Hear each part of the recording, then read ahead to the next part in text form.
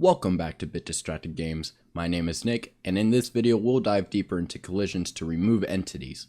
In the last video, we created a coin entity and added instances of that entity to our level. At this point, the coin doesn't do much, so the player can't interact with it yet. We'll add interaction between the player and the coins by using a collision relationship. The term collision refers to detecting whether two objects in a game are overlapping and reacting to when they overlap. Most games have some form of collision detection.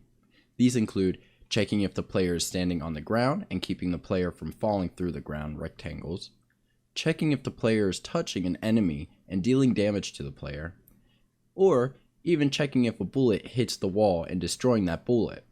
Collision occurs between two types of objects, such as a player versus enemy or a bullet versus wall. Sometimes the two objects can even be of the same type. For example, a multiplayer game may have collisions between each of the players, preventing them from walking through each other. FlatRedBall provides many ways to add collisions to your game, but the easiest is to use collision relationships in the FlatRedBall editor. Collision relationships are usually defined in the game screen and are defined between two types of objects. All collision relationships appear under the collision relationships item. We can expand the collision relationships item to see that we already have a few collision relationships. If we go to Screens, Game Screen, Objects, and then Collision Relationships, we can see all the collision relationships we currently have. The names of the collision relationships tells us which type of objects we are colliding against. For example, player versus solid collision is a collision relationship between our player and the solid collision, which comes from the tiled application we've been using to create our map. If we select the player versus solid collision item, then click on the collision tab, we can see details about the collision relationship. Notice that the collision relationship has a collision between the player list and solid collision.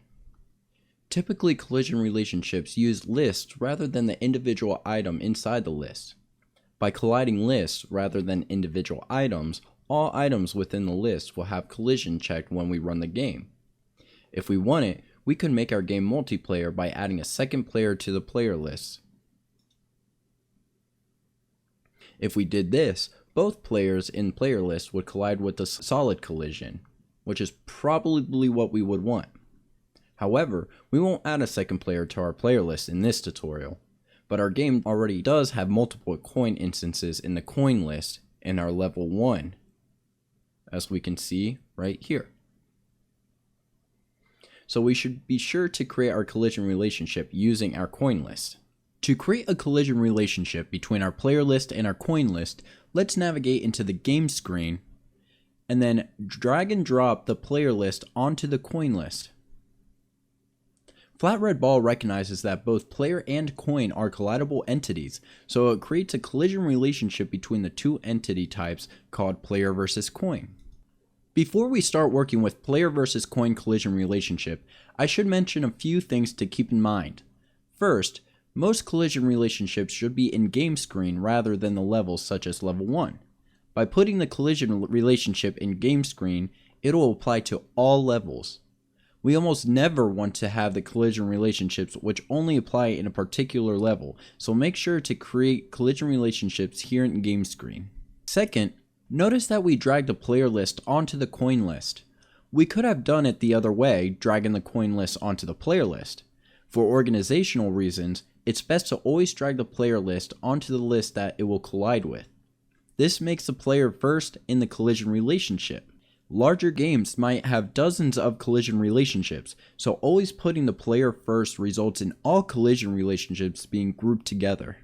Okay, let's take a look at our collision relationship by clicking on player versus coin and making sure the collision tab is selected on the right side of the FlatRedBall.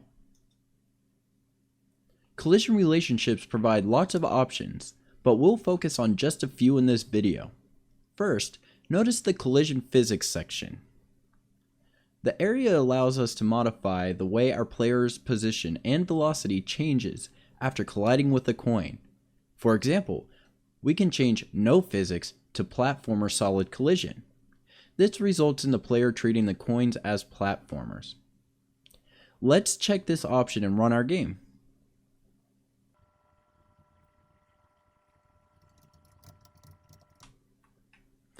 Notice that the player can now bump into the coins and even stand on them. We won't keep this type of physics for the player versus coin, but we might want to have this type of physics turned on for a different type of entity, such as a moving platform. Let's go back and turn this option off. Rather than standing on coins, we want the player to collect the coins.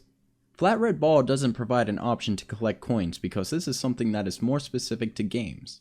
Some games may simply want the coin to disappear, while other games may want a sound effect to play or to award points. Collecting coins is an example of handling collision in a way that is specific to our game. For this type of behavior, we can use a collision event. Notice at the bottom of the collision tab we have an Add Event button. We can click this to tell FlatRedBall that we want custom behavior whenever a collision occurs. Notice that FlatRedBall has added a new event which appears in our game screen's event folder.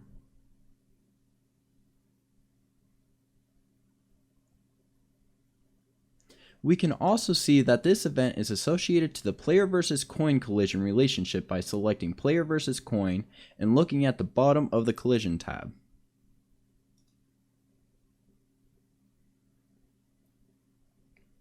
This shows us the name of the event rather than the Add Event button. Now that we have added our event, we will do something we haven't done in this tutorial series. We're going to write some C# code. If you're new to C# programming, don't worry, we won't be writing very much code. We will be using Visual Studio to write our code though.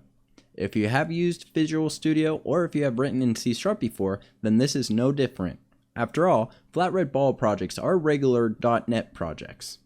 To open the project in Visual Studio, press the Visual Studio icon in the top of the FlatRedBall editor. Notice that my Visual Studio is using dark mode. Yours may be in light mode depending on your settings, but don't worry, it all works the same in both modes. Notice that we have a play button here at the top of Visual Studio. This works the same as the play button in FlatRedBall, except you can't change the startup screen in Visual Studio. As your game gets bigger, you will probably spend more time in Visual Studio writing code and testing your code, so it's good to get comfortable with the layout. Let's launch our game from Visual Studio to see that it works the same. We can stop our game by closing it or pressing the red square button in Visual Studio. We can even start our game from Visual Studio and stop it in FlatRedBall.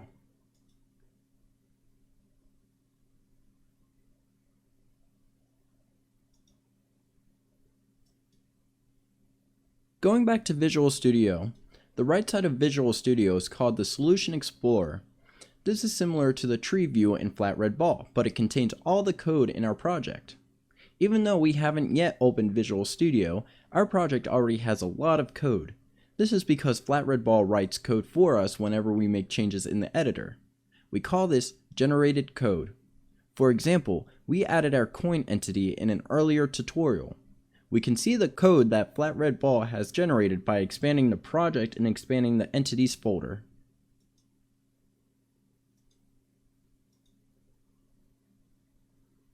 Open this coin.cs file. The .cs extension is for C#, so all of our code files end in .cs. This coin.cs file has custom code. This code is called custom because this is where you can write your own code, but keep in mind, once this file is initially created, FlatRedBall won't make any changes. Instead, FlatRedBall makes all of its changes to generated code file, which we can view by expanding the coin.cs file in the tree view. Notice that we have a coin.generated.cs file. If we select this file, we can see the code that FlatRedBall has written for us. If this code looks confusing, don't worry. It can be useful for debugging or for learning how to write your own code, but you don't need to understand it to work with FlatRedBall. Notice that we also have a screens folder where the code for all of our screens is located. We have a game screen, level 1, and level 2. just like in FlatRedBall. But this time, if we expand game screen, we have multiple files. The most important file for this tutorial is gamescreen.event.cs. This is where the code for our collision event goes. When we added an event to our collision relationship, FlatRedBall created a gamescreen.event.cs file for us automatically, which has an empty function. Pretty cool, right? But what's even cooler is that the name of the function is onPlayer versus coin collided, which is similar to the name of our collision relationship. Any code we write in this function runs whenever a collision occurs. Now finally, let's get to some coding. Let's destroy the coin whenever it collides with our player by calling the coin's destroy function.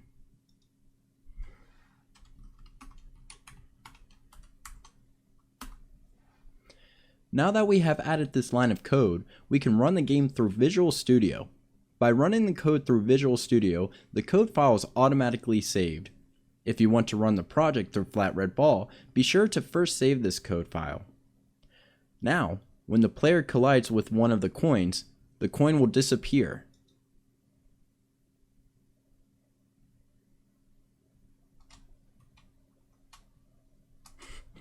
How cool is that? But now that we are able to destroy the coin using an event and C#, it's time to talk about something that's been bugging me. Let's restart this game. I doubt you have noticed, but the coin's collision rectangle is larger than the coin image itself.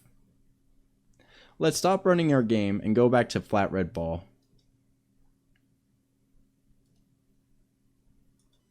We can adjust this by going to Coin, Objects, and then clicking on Axis Aligned Rectangle Instance.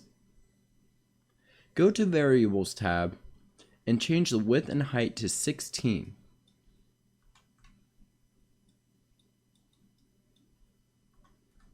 This should match the size of the sprite. Now we can run the game and try collecting the coins.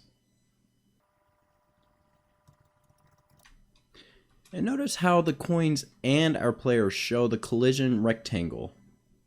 We can turn this off by unchecking the visible variable for each.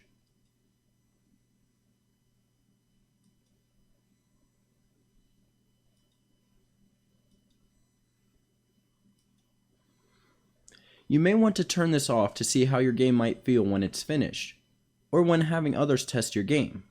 At times, you may want to turn the visibility back on to debug problems. I recommend becoming familiar with this process of turning collision shape visibility off and on. Now let's test our game and see what it looks like without the rectangles.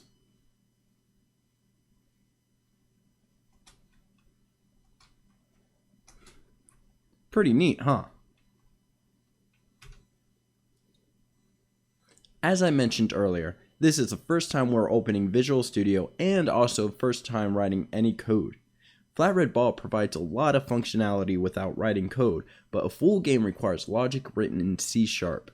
Fortunately, learning to code while making games can be very fun, and there's a lot of online resources for learning as well. If you're new to C# and would like to get more experience, check the description. I'll link a YouTube playlist which can get you started on writing code. If you have any questions you would like to ask, feel free to join the FlatRedBall Discord server via the link below as well. Both are great options for learning and refining your game development and C# skills.